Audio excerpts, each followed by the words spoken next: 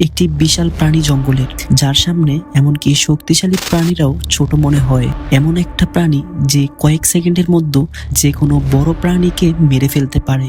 দক্ষিণ আমেরিকার ঘন জঙ্গলে এমন একটা প্রাণী বাস করে যার নাম শুনলেই সাধারণ মানুষের মনে কৌতূহল জাগে। প্রাণীটির নাম অ্যানাকোন্ডা। কেউ কেউ একে জঙ্গলের রাজা বলে ডাকে। এমনকি বাঘ বা গন্ডারের মতো শক্তিশালী প্রাণীরাও তাকে দেখলে ভয় পায়, কারণ অ্যানাকোন্ডা এমন এক প্রাণী যে এক ঝাটকায় বড় প্রাণীকেও কয়েক সেকেন্ডের মধ্যে চেপে মেরে ফেলতে পারে। কিন্তু প্রশ্ন থেকে যায়, এই সাপটা এত বড় হলো কিভাবে? কারণ পৃথিবী যত বড় সাপই থাকুক না কেন, তারা সাধারণত ছোট ইঁদুর বা পোকামাকড় ছাড়া বড় প্রাণী খেতে পারে না। তাহলে অ্যানাকোন্ডা সাপ অন্য সব সাপের থেকে এত আলাদা কেন? এটা কি শুধুই প্রকৃতির বিবর্তন, নাকি এর পেছনে কোনো অজানা রহস্য লুকিয়ে আছে? আজ আমরা এই রহস্য উন্মোচন করব, তাই চ্যানেল সাবস্ক্রাইব করে পাশে থাকুন।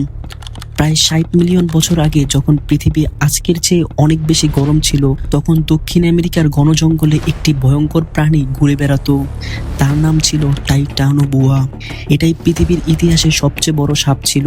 এর দৈর্ঘ্য ছিল প্রায় 50 ফুট, অর্থাৎ একটা বাসের সমান, আর ওজন ছিল 1 টনেরও বেশি। 2009 সালে কলম্বিয়ার একটা কয়লা খনিতে এর অবশেষ আবিষ্কৃত হয়। এটা প্রমাণ করে যে ডাইনোসর বিলুপ্ত হওয়ার পর থেকে পৃথিবীর সবচেয়ে ভয়ঙ্কর শিকার ছিল এই সাপ। টাইটানোবোয়া মূলত বড় কুমির বা মাছ খেত। একবার শিকারকে পেঁচিয়ে ধরলে কোনো প্রাণী পালাতে পারত না। তাদের শারীরিক শক্তি এত বেশি ছিল যে এক ঝাটকায় প্রাণীর হাড়ও চুরমার করে দিতে পারত। বিজ্ঞানীরা মনে করেন তখনকার উচ্চ তাপমাত্রায় টাইটানোবোয়ার এত বিশাল আকারের মূল কারণ উষ্ণ পরিবেশে সরীসৃপ শরীর বড় হয়। কিন্তু আজ আর এই সাপ নেই, তবুও তার কঙ্কাল আমাদের মনে করিয়ে দেয় যে পৃথিবী এক সময় কতটা ভয়ঙ্কর ছিল। তখন সত্যিই সিনেমার মতো বিশাল সাপ পৃথিবীতে বাস করত। তারপর যখন সবাই নিশ্চিত হয়ে গিয়েছিল যে টাইটানোবোয়া বিলুপ্ত হয়ে গেছে, তখন দক্ষিণ আমেরিকার গভীর জঙ্গলে এমন একটা ঘটনা ঘটলো যা বিজ্ঞানীরাও চমকে দিল। 2016 সালে ব্রাজিলের আমাজন নদীর তীরে একটা গ্রাম ছিল। কিছু জেলে দেখলো নদীর ধারে একটা বিশাল সাপ। এর দৈর্ঘ্য প্রায় 30 ফুট, মাথাটা একটা বাচ্চার মাথার সমান, আর পেটটা ফুলে উঠেছিল যেন কোনো বড় প্রাণীকে গিলে ফেলেছিল। এটা দেখে স্থানীয় লোকরা বিশ্বাস করতে শুরু করলো এটা সাধারণ অ্যানাকোন্ডা নয়, এটা গ্রিন অ্যানাকোন্ডা, যা বর্তমান পৃথিবীর সবচেয়ে বড় অ্যানাকোন্ডা প্রজাতি। সাধারণত এরা 15 থেকে 20 ফুট লম্বা হয়, কিন্তু কিছু গ্রিন অ্যানাকোন্ডা 30 ফুট পর্যন্ত বড় হয়, আর ওজন হতে পারে 250 থেকে 450 কেজি পর্যন্ত। এই সাপ সাধারণত ডিম পারে না, তারা 20 থেকে 40টি জীবিত বাচ্চা জন্ম দেয়। এই ঘটনার পর কিছু গবেষক ড্রোন ক্যামেরায় কিছু ফুটেজ ধরে রাখেন, যেখানে একটা বিশাল অ্যানাকোন্ডাকে নদীতে নেমে যেতে দেখা যায়। তার শরীর টাইটানোবোয়ার মতোই মোটা আর শক্তিশালী ছিল, তবে বিজ্ঞানীরা এখনো তাদের মধ্যে সরাসরি কোনো সম্পর্ক খুঁজে পাননি। তবে অনেকে বিশ্বাস করেন যে টাইটানোবোয়া প্রজাতির কিছু অংশ আধুনিক অ্যানাকোন্ডার মধ্যে টিকে আছে। এই ঘটনার পর আমাদের জঙ্গল পৃথিবী এক অজানা রহস্য পরিণত হয়েছে, যেখানে গভীর জঙ্গলে কখনো টাইটানোবোয়ার মতো বিশাল অ্যানাকোন্ডা লুকিয়ে আছে, যে একা একটা বড় ভাল্লুক বা মহিষকেও পেঁচিয়ে ধরে মেরে ফেলতে পারে। অ্যানাকোন্ডা শুধু পৃথিবীর সবচেয়ে বড় সাপ নয়, এটি সবচেয়ে রহস্যময় সরীসৃপগুলোর মধ্যে একটি। তাদের শরীরের গঠনকে প্রকৃতির নিখুঁত প্রকৌশল বলা যায়। তারা মূলত জলাশয় আর কাদামাটি জায়গায় থাকে, কারণ তাদের ওজন পানির ভাসমান শক্তিতে পুরোপুরি সমর্থিত হয়। ফলে যতই বড় হোক, চলাফেরা করতে তাদের খুব একটা অসুবিধা হয় না। কিন্তু স্থলে তাদের হাড় বা পেশি এত বড় শরীরকে সমর্থন করতে খুব কষ্ট হয়, তাই তারা পানিতে থাকতে পছন্দ করে। আর এটাই তাদের বড় হওয়ার আরেকটা প্রধান কারণ। তারা সাধারণত নিশাচর প্রাণী, অর্থাৎ রাতে শিকারের খোঁজে বের হয়। তাদের খাদ্য তালিকায় ছোট প্রাণী থেকে শুরু করে নদীর কুমির পর্যন্ত রয়েছে। যখন শিকার কাছে আসে, তারা হঠাৎ আক্রমণ করে এবং শক্তিশালী শরীর দিয়ে পেঁচিয়ে শিকারকে মেরে ফেলে। সবচেয়ে আশ্চর্যের বিষয় হলো অ্যানাকোন্ডা সাপের কোনো বিষ দাঁত নেই।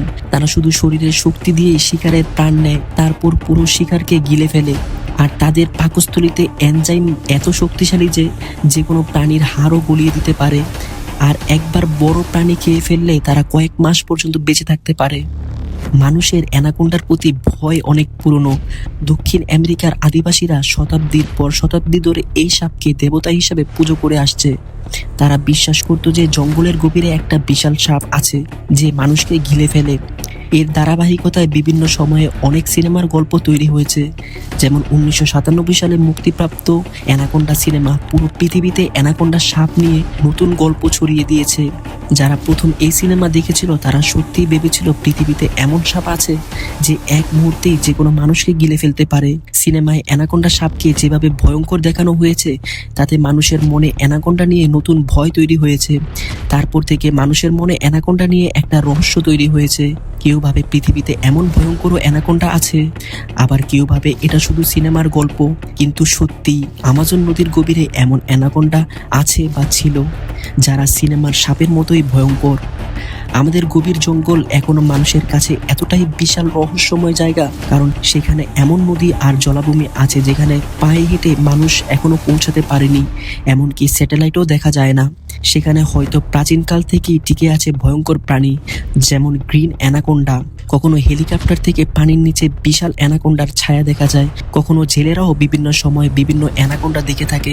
ডিসকভারি বা ন্যাশনাল জিওগ্রাফির মতো চ্যানেলগুলোতেও অনেক সময় এমন বিশাল অ্যানাকোন্ডা দেখানো হয় যাদের আকার দেখে মনে হয় অতীতে অ্যানাকোন্ডা থেকে কম নয়, কারণ তাদের আকারের বড় প্রাণীকেও চেপে মেরে ফেলার ক্ষমতা আছে।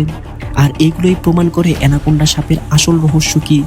মানুষ মনে করে অ্যানাকোন্ডা শুধু বিশাল সাপ, কিন্তু আসলে তার শরীরের ভেতর প্রকৃত এক অজানা রহস্য লুকিয়ে আছে। বিজ্ঞানীরা বহু বছর ধরে অ্যানাকোন্ডা অধ্যয়ন করছেন এবং দেখছেন যে এর গঠন অন্য যে কোনো সরীসৃপ থেকে আলাদা। তাদের শরীরে এক ধরনের হাইড্রোলিক মাসেল আছে যা তাদের অনেকক্ষণ পানির নিচে থাকতে সাহায্য করে।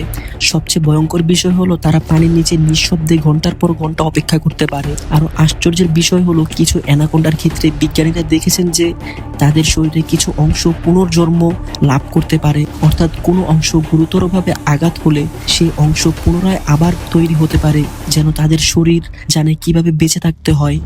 স্থানীয় আদিবাসীরা বলে এই ক্ষমতাই প্রমাণ করে যে অ্যানাকোন্ডা শুধু সাপ নয় বরং জঙ্গলের এক ভয়ঙ্কর আত্মা যারা প্রকৃত ভারসাম্য রক্ষা করার জন্য জন্ম নিয়েছে। তারা বিশ্বাস করে যে যদি এই সাপ একদিন অদৃশ্য হয়ে যায় তাহলে অ্যামাজন রেইন ফরেস্ট আর জঙ্গল কখনো আগের মতো থাকবে না, সবকিছু মুহূর্তের মধ্যে উল্টে যাবে। তো গাইজ, যাদের এই অসাধারণ ভিডিওটি ভালো লেগেছে অবশ্যই আমাদের চ্যানেলটি সাবস্ক্রাইব করে আমাদের পাশে থাকবেন। ধন্যবাদ। আসসালামু আলাইকুম।